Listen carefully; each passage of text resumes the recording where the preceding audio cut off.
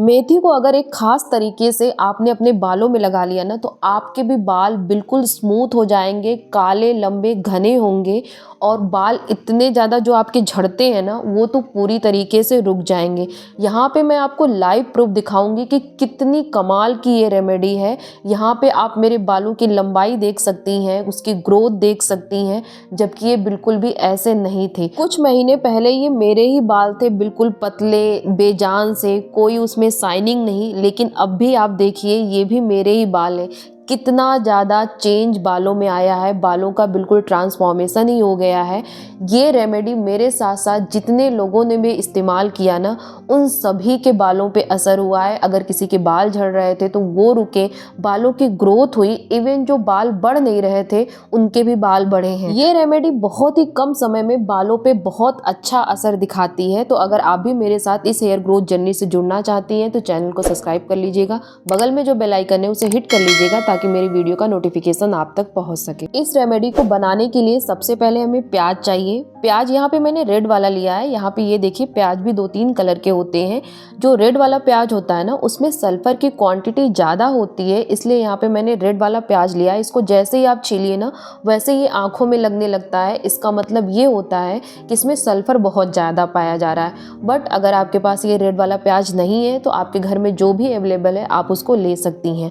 अब ये सल्फर क्या काम करता है, देखिए, बालों को जो हमारे मजबूत बनाता है ना, वो एक प्रोटीन होता है जिसका नाम होता है केराटिन प्रोटीन।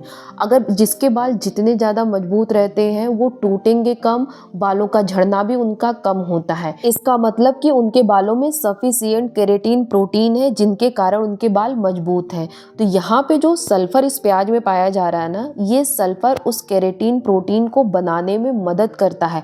और आपके बालों में जितना ज़्यादा केराटिन प्रोटीन बनेगा उतने ही ज़्यादा आपके बाल मजबूत होंगे, प्लस उसमें इलास्टिसिटी रहेगी, यानी बाल अगर खींचेंगे थोड़ा सा तो वो तनेंगे, ना कि टूटेंगे। दूसरा, इसमें एंटी फंगल और एंटी बैक्टीरियल प्रॉपर्टी पाई जाती है, जिसके कारण अगर हमारे स्कैल्प में किसी भी तरह का इन्फेक्शन है या गंदगी है तो ये उसे भी पूरी तरीके से साफ कर देता है। अगर इन्फेक्शन है तो वो दूर कर देगा।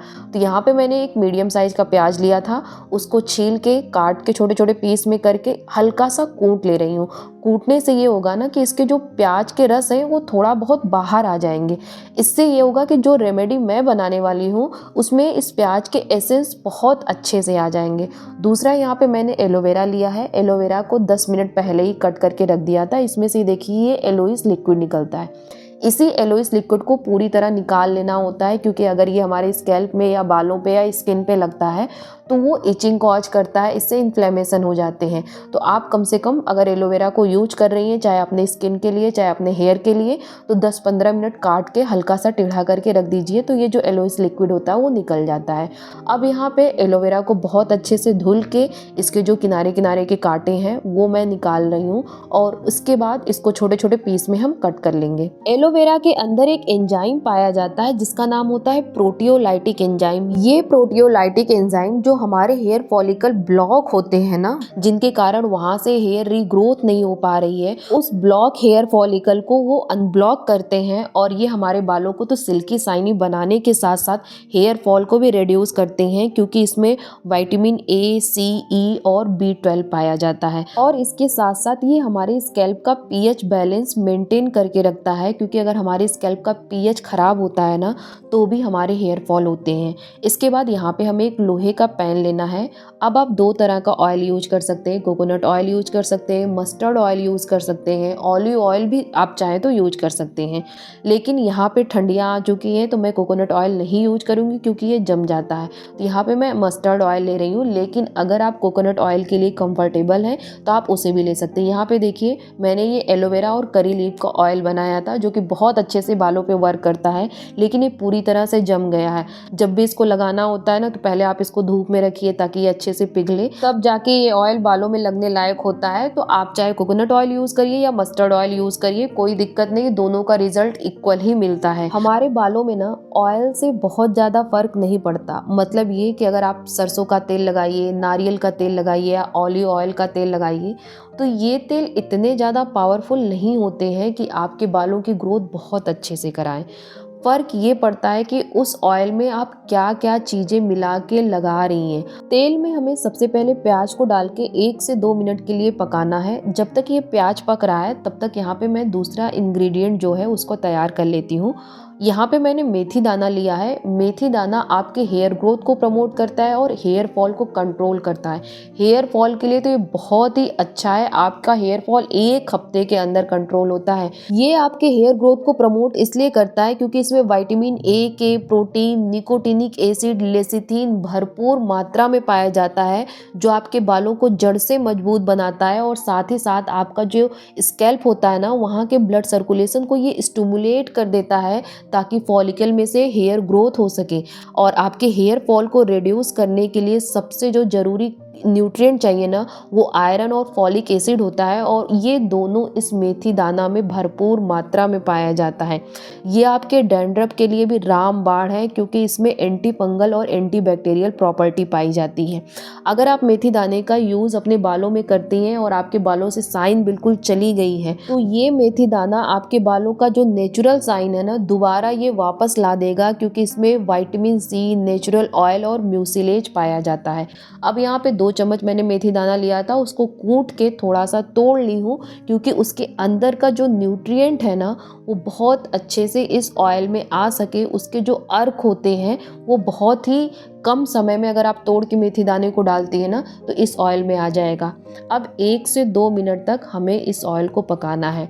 अगर आप फ्लेम को देखिएगा तो मेरा फ्लेम जो गैस का है बिल्कुल लो है। इस ऑयल को बिल्कुल भी जलना नहीं है और ना तो इसमें से धुआं निकलना चाहिए। आप चाहे तो किसी और बर्तन में बना सकती हैं, लेकिन यहाँ पे मैं लोहे का ही बर्तन ली हूँ ताकि आयरन की भी क्वांटिटी इस ऑयल में धीरे धीरे करके आ जाए। फिर लास्ट में हमें एलोवेरा को डाल देना है। अब इस ऑयल को लगातार हमें चलाना है ताकि कोई चीज़ जले ना।